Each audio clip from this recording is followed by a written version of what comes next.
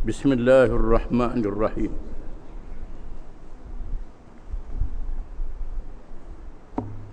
Perintah yang ketiga, iaitulah firman Allah Ta'ala yang ditujukan kepada Rasulullah SAW, "Wakhfid janahaka lil mu'mini",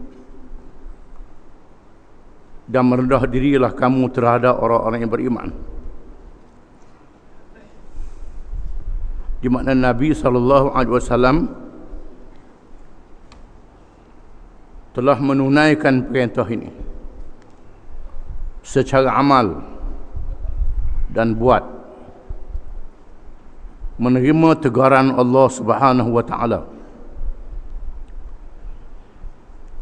Di antaranya dinyatakan oleh hadis an Aisyah radhiyallahu anha qalat,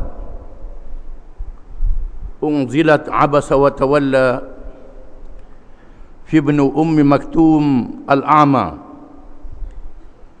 ata Rasulullah sallallahu alaihi wasallam rajulun min uzama'i al-musyrikin,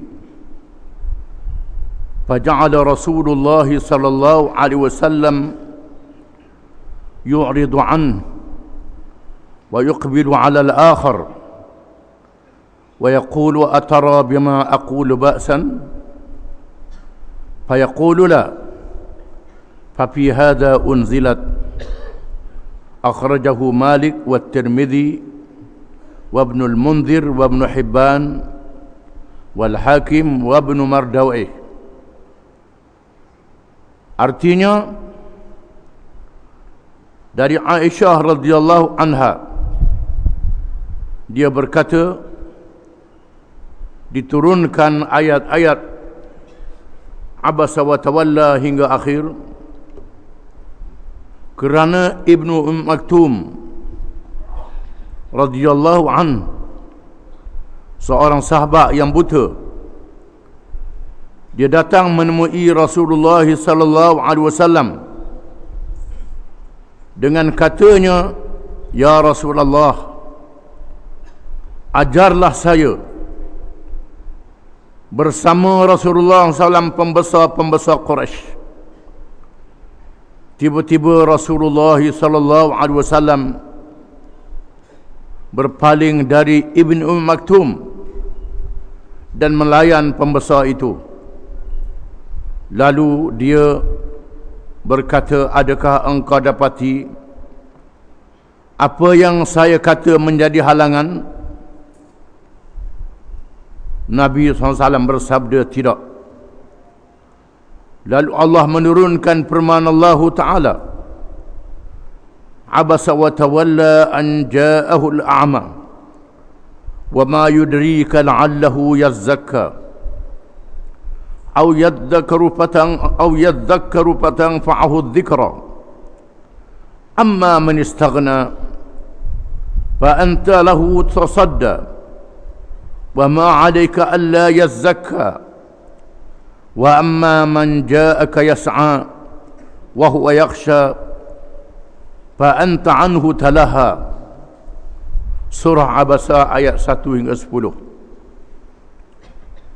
Artinya, dia, yakni Muhammad sallallahu alaihi wasallam, bermuka masam dan berpaling kerana datang kepadanya seorang buta. Tahukah kamu, barangkali dia ingin membersihkan dirinya, yakni dari dosa, atau dia ingin mendapat pengajaran, lalu pengajaran itu memberi manfaat kepadanya. Adapun orang yang merasa dirinya serba cukup, maka kamu melayaninya, padahal tidak ada celaan atasmu kalau dia membersihkan diri, yakni beriman. Dan adapun orang yang datang kepadamu dengan bersegera untuk mendapatkan pengajaran dalam keadaan dia takut kepada Allah, maka kamu mengabaikannya. Di mana ayat-ayat ini menunjukkan amanahnya Rasulullah sallallahu alaihi wasallam membaca firman Allah Taala yang menegurnya, menegur kesilapan dan kesalahannya, iaitu peristiwa yang diriwayatkan oleh Ummul Mukminin Aisyah radhiyallahu anha, berlaku ketika Rasulullah sallallahu alaihi wasallam bercakap-cakap dengan pembesar-pembesar musyrikin ketika berada di Mekkatul Mukarramah dengan harapan pembesar-pembesar itu masuk Islam. Lalu datang seorang sahabat yang buta, Abdullah bin Maktum radhiyallahu anhu, yang tidak nampak apa yang sedang dibuat oleh Nabi sallallahu alaihi wasallam. Dia hanya mendengar suara Rasulullah sallallahu alaihi wasallam, lalu berkata, "Ya Rasulullah, allimni mimma 'allamaka Allah." Wahai Rasulullah, ajarkan kepada saya apa yang Allah ajarkan kepadamu. Apabila kedatangan Abdullah bin Maktum mengganggu perbualannya, maka Nabi SAW menunjukkan muka masam kerana diganggu oleh sahabat yang buta ini. Lalu Allah menurunkan ayat menegur Nabi SAW kerana menunjukkan muka masam terhadap Abdullah bin Maktum. Bukan salah kerana nak ajak pembesar Quraisy masuk Islam. Itu tanggungjawab nak ajak pembesar Quraisy masuk Islam. Itu kewajipan berdakwah. Abdullah bin Maktum tidak salah kerana dia tak nampak, dia seorang yang buta, lalu mengganggu menjelih Nabi SAW. Yang salahnya sepatutnya tak tunjuk muka masam, beritahulah nanti dulu nak cakap dengan orang ni, sepatutnya itu. Tetapi perkara itu berlaku secara mengejut, secara tiba-tiba. Maka Nabi SAW tidak senang kerana perbualan dan percakapannya diganggu, lalu menunjukkan marahnya terhadap Allah bin Maktum. Maka Allah menurunkan abasa wa tawalla, telah masam mukanya kerana datang pada seorang yang buta, berpaling tak mau dengar cakap orang buta kerana melayan pembesar-pembesar musyrikin. Di mana Allah bin Maktum selepas itu sentiasa dihormati oleh Nabi SAW dan dilantik menjadi muadzin, menjadi tukang banknya yang pertama di Al-Madinatul Munawwarah. Sebaik saja disunnahkan bank mengajak orang ramai mendirikan sembahyang berjamaah, di mana Allah bin Maktum menjadi dalil habisnya waktu malam dan tidak boleh bersahur. Nabi SAW bersabda, "Kulu washrabu hatta yu'adzina ibnu ummi maktum." Makan dan minumlah kamu, bersahur, sehingga Allah bin Maktum bang, barulah tak boleh makan minum. Kerana dia tidak bang, malaikat masuk waktu subuh. Ketika Bilal bin Rabah bang, boleh makan lagi. Itu bang yang pertama. Di zaman Nabi SAW waktu subuh ada dua bang. Bang yang pertama mengingatkan orang supaya bangun, iaitu dibangkan oleh Bilal bin Rabah. Kemudian bang yang kedua Allah bin Maktum, kerana dia tidak bang, malaikat masuk waktu subuh. Inilah sunnah yang diamalkan oleh Nabi SAW. Adapun yang dinamakan tarahim itu termasuk dalam perkara yang tidak sunat. Yang sunatnya bang, itu diajak oleh Nabi SAW, tapi kita tak buat bang, buat tarahim. Patutnya buat hak Nabi ajar. Pasal apa orang tua-tua buat begitu? Mana lebih hak Nabi dengan orang tua-tua. Ikut hak Nabi lah yang lebih tepat dan lebih betul. Iaitulah bang 2 kali waktu subuh. Bang mengingatkan orang dan bang masuk waktu subuh. Gambarkanlah betapa hubungan Rasulullah SAW dengan semua lapisan orang-orang mukmin selepas menerima teguran dari Allah Subhanahu wa taala. Hadis yang lain, an Anas radhiyallahu anhu qala, lamma qadima Rasulullah sallallahu alaihi wasallam al-Madinah, akhadha Abu Talhah biyadi, fantalaqa bi ila Rasulillah sallallahu alaihi wasallam, faqala ya Rasulullah, inna Anasan ghulamun kayyis falyakhdimak. Qala fakhadamtuhu fis safari wal hadari. Wallahi ma qala li li syai'in sana'tuhu lima sana'ta hadha hakada wala li syai'in lam asna'hu lima lam tasna' hadha wa hakada.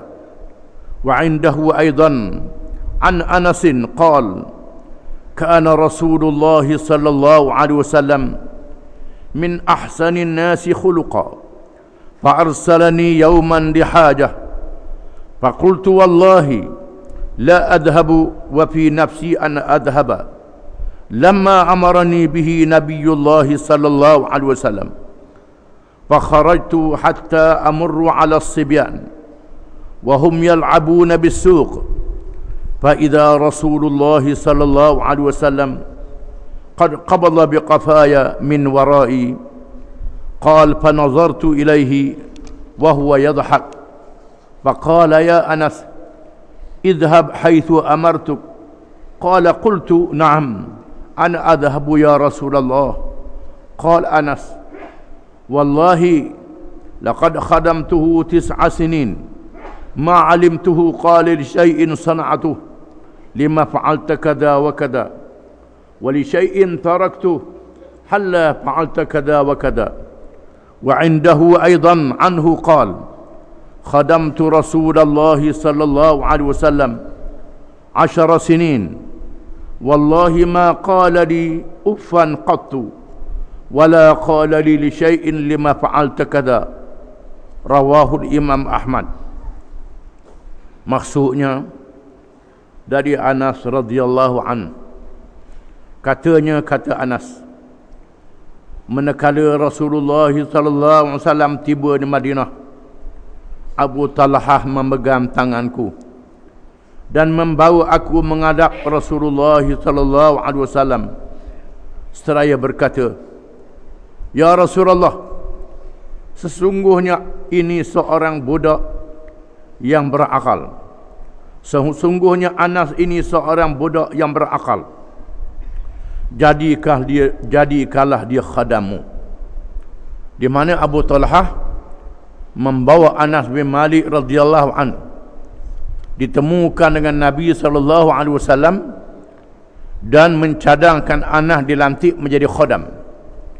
Anas seorang budak yang berakal, kata Abu Talhah. Anas meneruskan ceritanya dengan berkata, aku berkhidmat kepadanya, yakni kepada Nabi sallallahu alaihi wasallam, di masa musafir, di masa perjalanan, dan muqim, di masa duduk di Madinah. Demi Allah, dia tidak berkata apabila aku membuat sesuatu, buat ini dan begini. Dan dia tidak berkata juga apabila aku tidak membuat sesuatu perkara, mengapa engkau tidak membuat ini. Menunjukkan bahawa Nabi SAW tidak pernah berkasar kepadanya. Nabi seorang yang lembut terhadap khadamnya. Anas juga menceritakan, adalah Rasulullah SAW itu orang yang paling baik akhlaknya. Pernah pada suatu hari dia menyuruh aku menunaikan hajatnya. Demi Allah, tiba-tiba aku tidak pergi. Diriku memaksa aku pergi apabila Rasulullah SAW menyuruhku melakukannya. apabila aku keluar, aku melalui budak-budak yang sedang bermain di pasar.